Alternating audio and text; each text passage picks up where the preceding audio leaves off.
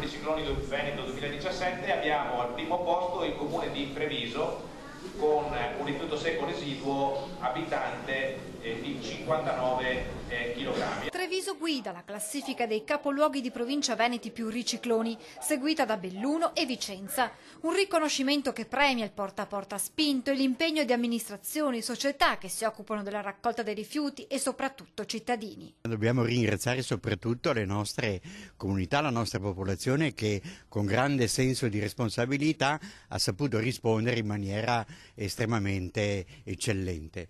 È un risultato importante che ci qualifica non solo a livello nazionale ma a livello europeo. Treviso, con altri 218 comuni, permette al Veneto di vincere la classifica nazionale dei territori rifiuti free e la Marca resta indiscutibilmente la provincia più riciclona. È una provincia dove è iniziato un percorso anche culturale e sociale sulla questione rifiuto e raccolta del rifiuto che sta portando questa provincia a un'eccellenza assoluta. E dai trevigiano, anche il comune veneto più riciclone, si tratta di Castelcucco con quasi il 90% di raccolta differenziata. Per Castelcucco essere premiato per il secondo anno consecutivo come primo comune assoluto della provincia di Treviso, ma ricordo anche che qualche mese fa siamo stati premiati a Lega Ambiente a livello nazionale a Roma. È una grande soddisfazione per me che rappresento questo magnifico comune, ma anche credo per tutti i cittadini. L'obiettivo di chi si impegna in questa sfida è tradurre la raccolta differenziata in un riuso e reimpiego dei materiali. Sensibilizzare all'importanza del riciclo dei rifiuti è un impegno che deve partire dalle scuole e così tra i tanti enti e comuni premiati a Palazzo Rinaldi dal sottosegretario Barbara Degani